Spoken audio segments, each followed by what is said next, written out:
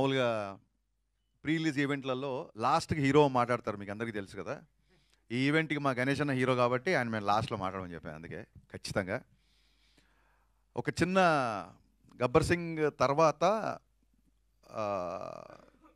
ఈ పుష్కర కాలంలో మా రైటర్ రమేష్ రెడ్డి గారు చెప్పిన, రమేష్ రెడ్డి గారు నాకు కేవలం రచయిత మాత్రమే కాదు, నాకు మార్గదర్శి, నా గైడ్, నాకు ఒక పెద్ద అనేలాగా. నేను అసిస్టెంట్ డైరెక్టర్గా ఉన్నప్పటి నుంచి నువ్వు డైరెక్టర్ అవుతావు అని చెప్పి నన్ను ప్రోత్సహించిన వ్యక్తుల్లో టాప్ లిస్ట్లో ఉండే వ్యక్తి రమేష్ రెడ్డి గారు. ఆయన వాళ్ళ రావడం చాలా ఆనందంగా ఉంది. ఈ cinema social media, internet, digital revolution వచ్చిన తర్వాత చాలా సినిమాలకి ఎక్కడెక్కడో కంట్రీస్, నార్వే నుంచి, ప్యారిస్ నుంచి, మిగతా సినిమాలకి టాక్ వస్తున్నప్పుడు నా మనసులో ఒక చిన్న వెళ్తూ ఉండేది. అబ్బా, సోషల్ మీడియా ఇంత పాపులారిటీ ఉన్నప్పుడు గబ్బర్ సింగ్ ఉంటే ఎంత బాగుండేది అనే ఒక చిన్న వెలితి ఉండేది. ఆ వెలితిని మా అన్న బండ్ల గణేష్, మా సత్యనారాయణ గారు ఇవాళ ఇంత హంగామాలో, ఇప్పుడు ఈ మీడియాలో ట్విట్టర్లో కానీ, ఇన్స్టాగ్రామ్లో కానీ, ఫేస్బుక్లో కానీ నేను 2012లో ఏదైతే ఒక డిజిటల్ హంగామా మిస్ అయ్యానో ఆ హంగామా అంతా మళ్ళీ క్రియేట్ చేసి కొత్త ఉత్సాహాన్ని, కొత్త స్ఫూర్తిని ఇచ్చినందుకు వీళ్ళిద్దరికీ మనస్ఫూర్తిగా దండం పెట్టుకుంటున్నాను. గబ్బర్ సింగ్ చరిత్రలో ఉండిపోయే సినిమా కాదు, గబ్బర్ సింగ్ అంటేనే చరిత్ర, నో డౌట్ అబౌట్ ఇట్. ఒక సినిమా జీవితాలు మార్చేసింది అంటారు చూసారా, అలాగా నాకు కానీ, బండ్ల గణేష్ గారు కానీ మా జీవితాలు మార్చేసిన సినిమా గబ్బర్ సింగ్. గబ్బర్ సింగ్ అనేది ఒక మెమరీ కాదు, ఒక అనుభవం కాదు, అన్నిటికంటే మించి. గబ్బర్ సింగ్ ఇంటర్వెల్ జరుగుతున్నప్పుడు ఒక వ్యక్తి కళ్ళమ్మ నీళ్ళు పెట్టుకుంటూ వచ్చి, పొద్దున 8:30కు వచ్చిన వ్యక్తి మధ్యాహ్నం 2 గంటలకి విపరీతమైన ఎండలో అలాగే నిలబడి చూస్తుంటే నేను అన్నాను, మంచిగా తాగు ఫస్ట్, లేదా భోజనం చేసేళ్ళు, కళ్యాణ్ గారికి కలవడం కుదరదు, ఫైట్ సీక్వెన్స్ జరుగుతుంది, అసలే ఎండ, చాలా హడావుడిగా ఉన్నాం మేము.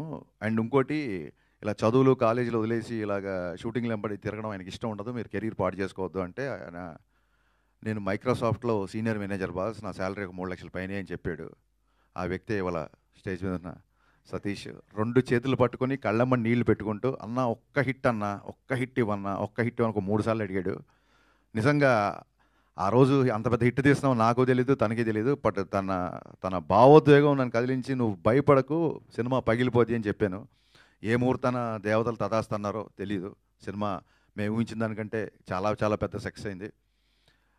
సినిమా అప్పట్లో 2012లో ఒక సోషల్ మీడియాలో ఒక చిన్న నానుడు ఉండేది, సినిమా బాగుంటే హిట్ అంటారు, చాలా బాగుంటే సూపర్ హిట్ అంటారు, అంతకు మించి ఉంటే బ్లాక్ బాస్టర్ అంటారు, దాన్ని కూడా మించిపోతే దాన్ని గబ్బర్ సింగ్ అంటారు అని చెప్పి అప్పట్లో సోషల్ మీడియాలో బాగా ఫ్యాన్స్ రాశారండి. మళ్ళీ నా అకౌంట్లో వేయకండి, ఇది ఫ్యాన్స్ అన్న మాట ఇది. సో ఎక్కడికి వెళ్ళినా పవన్ కళ్యాణ్ గారు చాలామందికి అందుబాటులో ఉంటారు కాబట్టి చాలామంది నాతో ఫోటోలు దిగినా, చాలామంది నాతో ఉన్నా, ఇవన్నీ చూడండి. ఈ కొబ్బరికాయని కొట్టండి అంటే పూజారి దేవుడికి చేర్చినట్టు నాతో దిగిన సెల్ఫీలు, నా మీద చూపిస్తే అభిమానం అంతా అది కేవలం పవన్ కళ్యాణ్ గారిదే అని నేను నమ్ముతూ వచ్చాను. ఎందుకంటే ఈ సక్సెస్ అందరికంటే బలంగా కోరుకున్న వ్యక్తి పెద్ద హిట్ అనేది కళ్యాణ్ గారు. ఎప్పుడు సక్సెస్ ఫెయిల్యూర్ పట్టించుకోరు, కానీ ఈ సినిమా క్లాప్ కొట్టిన దగ్గర నుంచి ఫస్ట్ కాపీ పంపించేంత వరకు ఇది బ్లాక్ బాస్టర్ అని లిటరల్గా జపం చేసిన ఎన్ని లక్షల సార్లు అంటే, ఒక శివనాస్మరణ లేకపోతే ఒక గాయత్రి జపం ఎన్ని లక్షల సార్లు చేస్తే అంత ఫలితం ఉంటుందంటారు కదా. ఇప్పుడు రీసెంట్గా మీరు సోషల్ మీడియాలో చూస్తున్నారు మేనిఫెస్టేటింగ్ వీడియోస్, మన సంకల్పం బలంగా ఉంటే అది అవుతూ ఇరుతుందని. అంత గట్టి సంకల్పం, నాకంటే కూడా పెద్ద సంకల్పం, కళ్యాణ్ గారి కంటే కూడా గట్టి సంకల్పం ఉన్న one and only person Bandla Ganesh గారు.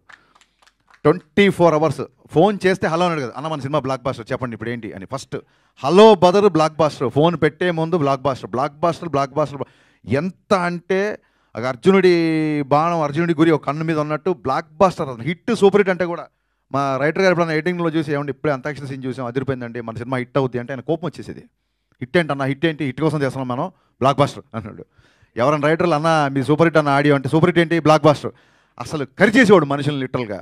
నిజంగా పవన్ కళ్యాణ్ గారిని ఇంటికి వెళ్ళి దగ్గరుండి షూటింగ్ సెట్కి తీసుకొచ్చి, అలాగే డబ్బింగ్ తీసుకొచ్చి 3 గంటలకి రాత్రి 4 గంటలకి కూడా డబ్బింగ్ చెప్పిన సందర్భాలు ఉన్నాయి. లాస్ట్ మినిట్లో గుర్రంది యానిమల్ సర్టిఫికేట్ వస్తే ఓ పక్క ఈయన ఢిల్లీకి వెళ్ళి ఓవర్ నైట్లో అక్కడ ఢిల్లీలో పని చూసుకొని, అదే రోజు ఇక్కడ సెన్సార్ ఉంటే మళ్ళీ డైరెక్ట్గా ఎయిర్పోర్ట్ నుంచి ప్రసాద్ ల్యాబ్కి వచ్చి, నాకు తెలిసి సెట్లో నేను ఎంత కష్టపడ్డానో సెట్ బయట నాకంటే డబల్ కష్టం బండ్ల గణేష్ అన్న పడ్డాడు.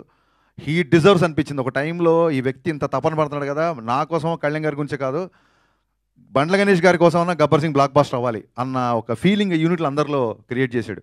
అలాగే నేను చాలాసార్లు చెప్పినట్టు మా కెమెరామెన్ విన్సెంట్ గారు ఎక్స్ట్రాడినరీ సపోర్ట్ చేశారు. అలాగే on screen hero Pawan Kalyan గారు అయితే గబ్బర్ సింగ్ సక్సెస్లో అధిక భాగం, సింహభాగం అంటారు చూసారా, అది మా మ్యూజిక్ డైరెక్టర్ దేవిశ్రీ ప్రసాద్ గారికి. మీరు చూశారు థియేటర్లో పాటలకి మొత్తం స్టేజ్ మీదకి ఎలా అయితే డ్యాన్స్లు వేశారో. ఈ సినిమా ఇందాక మా రమేష్ రెడ్డి గారు అన్నట్టు పుష్కరాలు 12 సంవత్సరాలకు వస్తాయి. ఈ గబ్బర్ సింగ్ సినిమా కూడా అంతే, ఇట్స్ ఎవర్ గ్రీన్ అండి. ఇప్పుడే కాదు, మళ్ళీ 12 సంవత్సరాల తర్వాత కూడా 25 ఇయర్స్ యానివర్సరీ, బతికుంటే 50th యానివర్సరీ, ఇది ఇలాగా కంటిన్యూ అవుతుంటుందని నేను బలంగా నమ్ముతున్నా. అండ్ ఈ సినిమా సక్సెస్ ఆయన ఎంత బలంగా కోరుకున్నారో, ఈ సక్సెస్ ఊహించిన మొదటి వ్యక్తి, ఈ సినిమా సక్సెస్ అవుతుంది ఊహించిన మొదటి వ్యక్తి పవన్ కళ్యాణ్ గారు. కరెక్ట్గా ఇంకొక 1 వీక్ రిలీజ్ అనగా డబ్బింగ్లో చిన్న చిన్న కరెక్షన్స్ ఏవో ఉంటే ఆ కరెక్షన్స్ చేసి ఆయన ఒక 2 సీన్లు చూపించమని 2 సీన్లు చూశారు. చూసి ఆయన డబ్బింగ్ రూమ్లో ఉన్నారు, నేను ఇంజనీర్ ఇటు పక్క ఉన్నాం, మధ్యలో గ్లాసు. ఆయన ఒకసారి హరీష్ నువ్వు లోపల రా అన్నారు. నేను లోపలికి వెళ్ళాను. లోపలికి వెళ్ళగానే నా ఫ్యాన్స్ చాలా రోజులు చేదెత్తి కోరుకుంటున్నావు, అది ఇవ్వబోతున్నావు నువ్వు. ఈ సినిమా నువ్వు ఊహించిన సక్సెస్ అవుతుంది. ఈ సినిమా తర్వాత చాలా జాగ్రత్తగా ఉండు. నువ్వు మామూలుగా చాలా స్పీడ్గా ఉంటావు, బట్ అలాగే స్పీడ్గా ఉంటే ఈ సినిమా తర్వాత నువ్వు స్పీడ్గా ఉన్నావు అని నేను అపార్థం చేసుకునే అవకాశాలు చాలా ఉంటుంది. కాబట్టి నీ స్పీడ్ తగ్గించి చాలా జాగ్రత్తగా ఉండు. This is going to be A block buster అని చెప్పి షేక్ హ్యాండ్ ఇచ్చి ఆయన అక్కడి నుంచి వెళ్ళిపోయారు. ఆ తర్వాత మళ్ళీ సినిమా రోజు కానీ సినిమా తర్వాత కానీ ఆ తర్వాత సినిమా రోజు కానీ 4-5 రోజులకు 3 రోజులకు ఎప్పుడో కలిశారు. కలిసి బాగున్నావా, అందరు హ్యాపీనా, ఫ్యాన్స్ హ్యాపీనా అన్నారు తప్ప ఎంత కలెక్ట్ చేస్తుంది, ఏ రికార్డ్ కొడుతుంది, ఎక్కడ కలెక్షన్స్, ఎన్ని కోట్లు ఏంటి, ఒక్క మాట కూడా ఆయన ఎత్తలేదు. ఇప్పుడు ఇందాక మా సత్యనారాయణ గారు చెప్పినట్టు ఇంతకుముందు ఆయన ఆటోగ్రాఫ్ ఒక అభిమానికి ఆనందాన్ని ఇచ్చేది.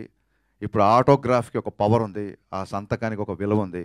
ఆ సంతకం కొంతమందికి కేవలం ఆనందమే కాదు, కొన్ని జీవితాలు మార్చబోతుంది, కొంతమందికి జీవనోపాధి క్రియేట్ చేస్తుంది. అంత పవర్ఫుల్, అంత శక్తి ఆ సంతకానికి ఇచ్చిన ఆ భగవంతుడికి, దాన్ని నిర్విరామంగా కృషి చేస్తున్న మన డిప్యూటీ సీఎం పవన్ కళ్యాణ్ గారికి, ఎంటైర్ గబ్బర్ సింగ్ యూనిట్ తరఫున మనస్ఫూర్తిగా జన్మదిన శుభాకాంక్షలు చెప్తూ long live Pawan Kalyan. Thank you.